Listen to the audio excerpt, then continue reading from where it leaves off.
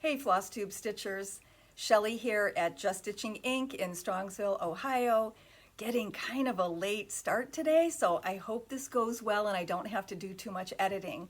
My brother and I and my sister-in-law had to spend some time this afternoon with my dad in his current situation. Yes, are you ready for crisis number 3?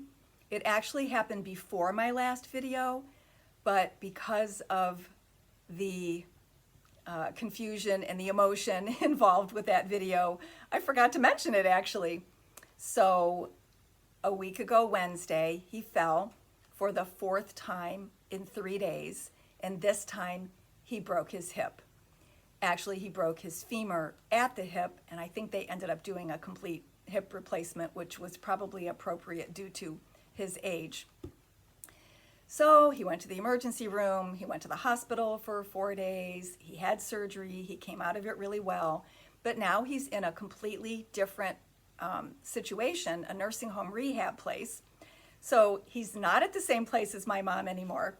This is exactly what we didn't want to happen. The place that they left had a memory care unit and a nursing home and a rehab. But because he insisted on moving, now they're separated, albeit temporarily. It still takes up a lot more of our time as family members going back and forth between the two places. So he's having a difficult time as he is a grumpy old man who wants to be completely independent and totally in charge at all times. Yeah, that is not what's happening right now. So this afternoon we had to talk to the nurses about his mobility, how much physical therapy he's supposed to be getting. Everything is as it should be. I don't know whether it's his hearing loss or he may still be a little foggy from the anesthesia, they said, but he's not understanding and he's fighting them on what he should be doing. He's talking about needing a motorized wheelchair, and we're like, dude, you've only had 2 days of physical therapy. You don't need a wheelchair yet. Let's get through this current situation first and see what happens at the end.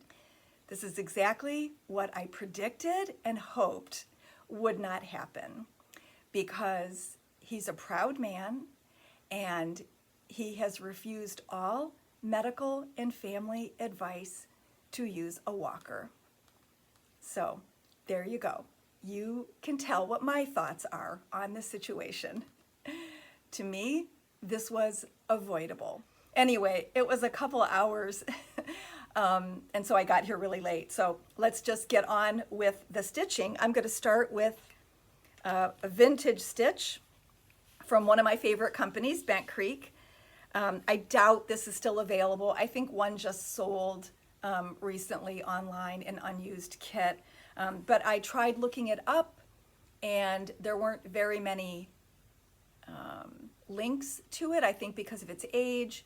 I clicked on the picture on Bent Creek's website and it was a failed link, so probably because it's no longer available. And I'm guessing it could be maybe the banding has been discontinued and therefore they can't still make the kits, but it was called Ho Ho Ho. It's got the alphabet and it's really cute the way they fit the H and the O in the right place in the alphabet there. And it was a complete kit with the hanger, the banding, the special button, all the floss. And I really enjoyed stitching this, but I do sometimes forget to get it out. And I've never had it as a model at the store. Maybe, I don't know, maybe I did when I first stitched it, but at least it hasn't been here for a really long time. So it was very easy to finish. It's one of the few things I finished myself, and I'm not too proud to show you the back. So you were just supposed to fold it over and stitch it, and then you kind of folded this and stitched it by hand, and then you stitched the X's right through both layers, and then just sew the button on the bottom. So it was probably, if I had done it as a gift, I would have put some fabric on the back and covered that, but since it was just for me. So that's that. And then the next item is vintage, definitely. It's from 1998. And it's not stitching, but it's stitch adjacent because this was painted by Barbara Stark, who is one of the two designers at Uni and Friends. And I love it because it's painted on all sides. There's even a design on the back. And look at her artistic printing. I just love that on the back. I think I took all of my classes from them when we went to Liberty Gathering in Missouri, because they were a popular design company to be invited there. And I have several other pins from her, but I wish I had more. You know, you never know when somebody's going to stop doing things, or you're not going to be able to go to the same retreat again. And I wish I had more because I just love it. So I had to show that because it was handmade by a cross-stitch designer. So while I was going through the jewelry, I was looking at what to wear today. I ran across some other things. A number of years ago, I bought these sheer drawstring bags to separate all of my holiday jewelry so that I wouldn't forget what I had. And I had red for Christmas, and I think yellow was Halloween, and blue was for patriotic, and green I think was Thanksgiving and fall. But I still forget what I have, even though these are really easy to go through. And I also find that I don't wear a lot of pins anymore because I didn't like the way they were leaving holes in my clothing. And when we cleaned out my mother's closets earlier this year, she had a habit of just leaving the pin right on the coat or right on the sweater, which is great. But when you're putting it on softer fabric, it tends to leave a hole, especially when gravity and the weight of the pin is there for so long. When you take the pin off, you can't wear it without the pin because there's a hole. So I was always really careful about taking things off. This actually is not a pin. Well, it is a pin, but I'm not using it that way.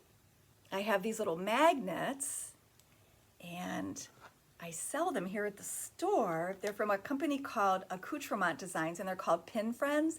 You get two sizes, and there's two magnets for each set. One magnet has a hole directly through the center, and that's what goes through the pin. That would go through, you know, this pin back, and then the other magnet goes underneath the clothing. And I know I've shown this before, but it was probably a couple years ago. So I wanted to demonstrate that again so that you could still use all of your pins on maybe a lighter weight or a finer fabric without ruining it. So as I was looking through my jewelry, I found some things that I thought I needed to move these to my craft room in my finishing supplies drawers, because I think this would be great like in the middle of a bow, or maybe just as an extra embellishment, like instead of a charm or a button. So this was one, and I think these three came on the same card from maybe one of the big department stores. And these I could not use the Pin Friends on. It also would be hard because of the because of the type of back it has. It would be hard to put on stitching and then make it into a pillow unless you left that pin inside. So I think you could end up, you know, hot gluing it or attaching it through a bow. So that would work. So you may see these come up this year on a finish. And then here's an example of a stick pin. Remember when these were really popular? Was it like the 80s, 70s and 80s? And I don't know, I just tend not to wear them anymore. And these you probably could put on a pillow because it's got the stopper on it. So I'm gonna put that aside. And then there was a lady, and I really liked the pins that she did at local craft shows, and I used to buy something from her. I think I have a black cat and a pumpkin, and I have all kinds of things from her. So I just found these, and I thought, you know, I actually forget to wear these too. So if I don't wear them this season, I may move these to the craft room as well and try to incorporate them as a unique finish. It would be different from what anybody else would have. All right, that's all my jewelry. We'll push that aside. Next on my list, oh, we'll just go right to my stitching. So I only worked on one thing recently, and it is the Merry Christmas from, I forgot to bring the chart over here, but I have a good part of it done, so I think you'll be able to tell. This is Merry Christmas by Tra La La. And I added quite a bit more of the white. I think I put the windows in since I showed it to you last. And I added the greenery at the top and the two trees on the other side. And I was debating on what color to use for the house because I didn't have the original called for colors. And I had all of my gentle art out trying to decide which of the colors I was going to use for the house and which for the snowflakes. Because this design used 4 colors in like the gray blue category. And I found this today. This is Barn Gray. It was the suggested substitute for the Atelier thread from France. But my Barn Gray at home was very stripy, and I think it had kind of like a turquoise, a dark turquoise running through it, and I thought it was too stripy for the house. I didn't want it. There's a star and hearts and other things on the house, a door, and I didn't want it to look stripy. So we happened to have a Barn Gray here at the shop that was more subtle, and it is just the perfect gray for a house, so I'm really liking that. And this might be the only thing I work on until the end of the year, at least until I get it finished. I know I said I was going to finish a few other things, but I'm really enjoying working on this. And this is 28 count raw cast shell using 2 strands of floss. And you know I like to stitch the white and then stitch everything else around it. And also for the white, even though it's an overdyed, it's chalk from the Gentle Art, I'm not stitching one stitch at a time. I'm going across the row and back again because I think the stitching looks more uniform and neater and flatter, especially in white when you stitch that way. Now the house I'm doing one stitch individually because it's interrupted so many times I don't think you'd be able to tell. So this is my tribute piece, as everyone started calling it, my tribute piece for Holly. And I got a very lovely comment from Kathleen Ross, who said she was actually stitching this piece, Pet All the Dogs by Teresa Kogut, when she lost a young dog suddenly. And she almost couldn't finish stitching because it was too sad until she decided to make it a tribute piece to all of her past spaniels. So I don't think she'd mind if I showed you this, and I'll put a picture at the end. But this is her piece. Let me get it so that you don't have too much glare. Oops. Oh, sorry. Yeah, I'll put the picture at the end. But wow, she had a lot of dogs. Now, I was wondering, when do you do a tribute piece to all of your pets? I guess you could do it if you've decided not to have any more. Or you could just say, well, we've had these and the names fit perfectly in this spot, and if I have another dog, then I could stitch another thing later. Since I'm doing this one for Holly, there are so many other dog designs, and there are actual memorial charts too for pets. I thought I need to go back and do one for all of the pets that we've had. And I do like dog things, so I don't think it would be too hard to do that. I may not do them all this year, but that could be a plan. That could be a plan. Okay, and then speaking of charts, just a few new charts. There was one in particular I wanted to get, so I placed one more chart order before the end of the year, and I'll show that last. We have the annual sampler from Homespun Elegance called Come Home. I love the cardinal. Gosh, the cardinal and the branch would be so cute even just by itself as a rectangular ornament. La Nuit de Noël from Jardin Privé. This is Mice and Hot Cocoa from Madame Chantilly. From Needle Bling, Don't Peek. And Frosty Snowflake. And boy, do I love him. I think I need to stitch him. And that could be all winter, so I don't have to stitch it for Christmas.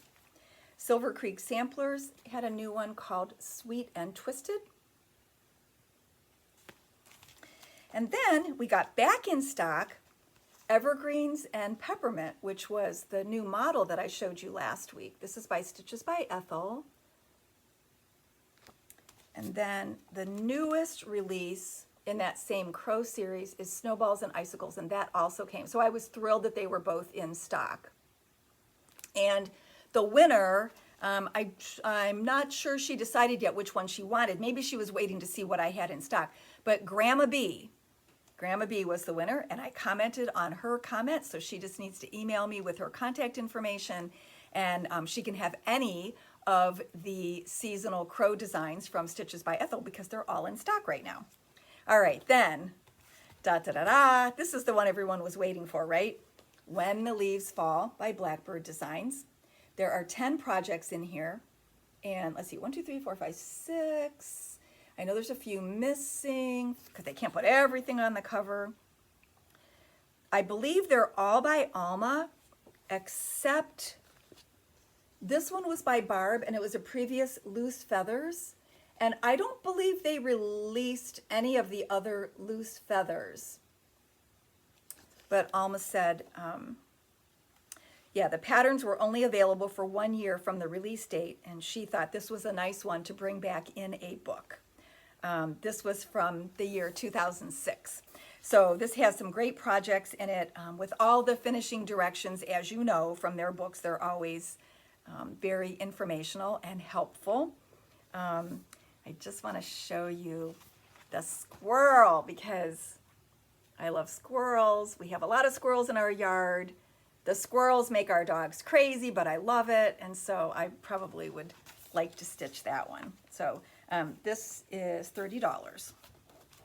All right, now a reminder about the Christmas decorating video. Some of you have already sent in lovely pictures. I enjoy looking at them so much, and I'm already started to work on the decorating video. Have I done anything at home? No. Have I had time? No. So instead of being sad, I'm enjoying your decorating because I know that there are excuses for why I don't have mine done.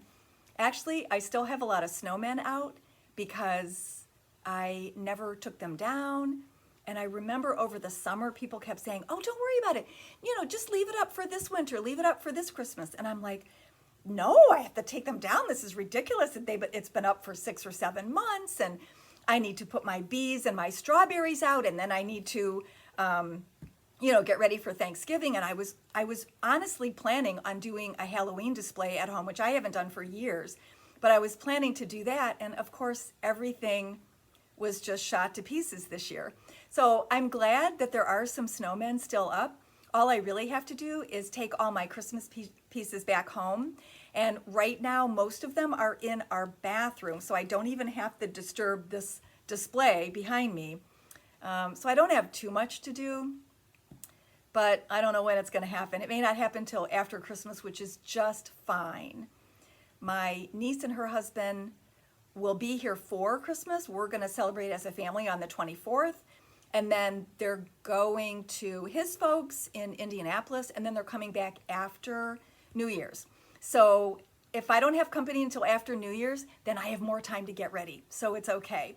But anyway, send in your photos. Email is probably the best avenue to do it. And again, I mentioned last week, if you have a choice when you share your photo, choose the higher resolution because it comes out better in the slideshow. So it could be anything, your Christmas tree, a tiered tray, your dining room table, how you decorate a guest room for your grandkids when they come to stay. Whatever you do special for Christmas is worthy of a photograph. And you could be in it if you want to. Bonus points if they're stitching. And for every photo that you submit that I can use in the video, you will get a chance at winning the prize that I showed last week. Oops, I don't have it to show again. Just watch the end of last week's video and I show that. And you have until the end of the year because I won't be finalizing this video until after we're done with all of our Christmas activities, which again won't be until after the 1st. So you have until then. And then I have something exciting that, like, you have to have something to look forward to, right? So I was watching a FlossTube today, and they were talking about NYE 12 by 12, New Year's Eve 12 by 12. And I think it started last year with Kia B and Pam from Just Keep Stitching. And so you can look it up. You can look up hashtag NYE 12 by 12, and you'll find videos, and then you'll find pictures on Instagram, and you can hear more about it. But the idea is you start at noon on New Year's Eve, and every hour on the hour you start a new project until you get to midnight. If you don't stay up that late, you can start earlier in the day. Nobody's going to be judging you or policing you. Anyway, I'm actually excited about this. I shouldn't be starting that many new projects, but I think Pam is the one who's doing whips. And then Steph, her daughter, is going to do half whips and half new starts, because she didn't want to copy either one of them. And a lot of people are jumping on that bandwagon, so I might do that. But I might do a theme. It might be 12 Christmas ornaments. It might be 12 whips from freebie Februaries in the past. I'm not sure. I'm just taking it all in, and I maybe will go search the hashtag later today and see what everybody else is doing. It could be, you don't have to buy anything new. It can all be from your stash, and you can use fabric that you already have, make substitutions for the floss. And again, you don't, like I've said before, you don't have to have anything fully kitted if you're doing Mania or Freebie February or this New Year's Eve 12 by 12, because you're only going to be stitching on it for an hour. And are you really going to stitch for 12 hours straight? Probably not. So you're not going to get that much done on each thing. So you only need like 1 or 2 colors, to start with on each project. So I'm kind of excited about that. And I had the idea that maybe I would film a little bit for each project that day, and that might be the next video that I do after the Christmas decorating video. So it's good to have something to be excited about, right? So that's what I'm focusing on right now. I'm focusing on stitching. I've loved all of your kind comments about my parents. You didn't even know about my dad, and you said you were praying for both of them. Little did you know. Stitchy friends are the best, and I really appreciate all the comments. I appreciate you watching my humble channel. I am not that well known, and I don't have a website, and so it's a little bit harder, maybe to order from me, and I just appreciate all of that. So anyway, you've been lifesavers this year. You've been my therapy. I think that's it.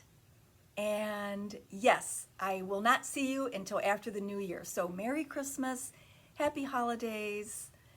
Have a great New Year's Eve, whatever you do, whether you're stitching or going out or just snuggling and watching a Christmas movie. Love on your dogs if you have them, or cats. And we'll see you next year. Thanks for watching. Bye-bye.